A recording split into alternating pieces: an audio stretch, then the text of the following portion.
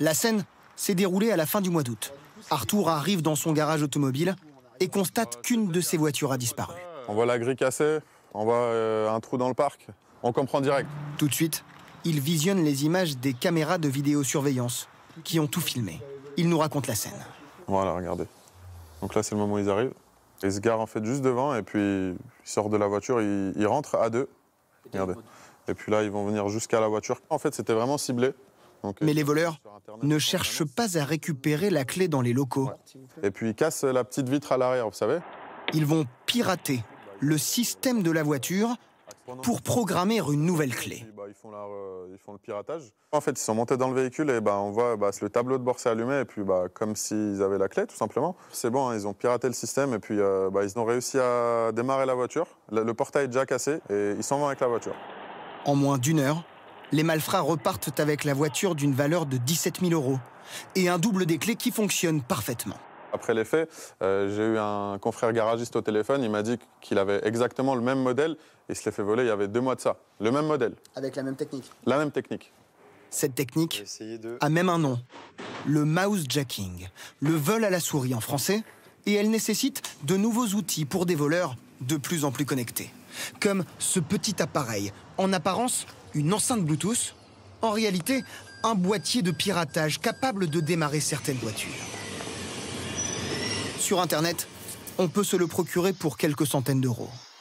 Les escrocs les plus aguerris, eux, n'ont même plus besoin d'entrer dans le véhicule.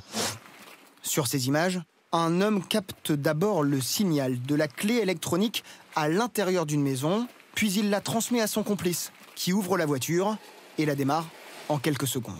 Preuve que cette méthode est largement répandue chez les malfrats. L'année dernière, en France, 90% des vols de voitures auraient été réalisés sans la moindre effraction. Cette entreprise, spécialiste de l'équipement automobile, a donc décidé de créer son propre antivol électronique. Une fois installé, ce petit boîtier bloque la programmation de nouvelles clés. Ça ne va pas dissuader les voleurs à vouloir intervenir sur le véhicule. Par contre, en fait, en voulant connecter leur boîtier, ils vont vouloir communiquer en fait, avec la partie électronique de la voiture, mais ils vont à chaque fois essayer, ils vont perdre leur temps puisqu'ils vont voir qu'ils n'y arriveront pas. En fait. Tout compris, la pose de ce boîtier coûte un peu plus de 300 € et le dispositif attire de plus en plus d'automobilistes. Bien souvent, en fait, c'est des personnes qui ont subi en fait, ces vols de véhicules qui viennent justement anticiper la chose et venir faire installer ces boîtiers-là. On en pose chaque semaine.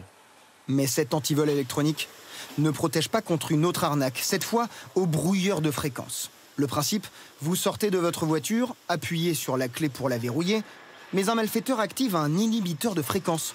Il brouille ainsi le signal entre la clé et la voiture, qui reste ouverte.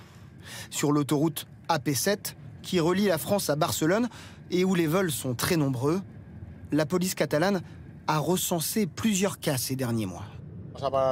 On va passer par là et on va voir s'il y a quelque chose de suspect. En mai dernier, ils ont interpellé 2 hommes, filmés ici, en plein vol. Les malfrats opéraient sur des parkings et profitaient de l'inattention de certains automobilistes pour aller voler des objets de valeur dans leur voiture. Lorsqu'ils ont été arrêtés, les policiers ont trouvé sur eux des ordinateurs, une carte de crédit, des montres et un brouilleur de fréquence. Il y a plus de touristes qui empruntent cette autoroute. Ce sont eux les principales victimes. C'est ce que recherchent les malfaiteurs. Pour ce type de vol sans effraction et en l'absence de preuves, votre assurance peut refuser de vous indemniser. Alors un conseil, vérifiez systématiquement que votre voiture est bien fermée.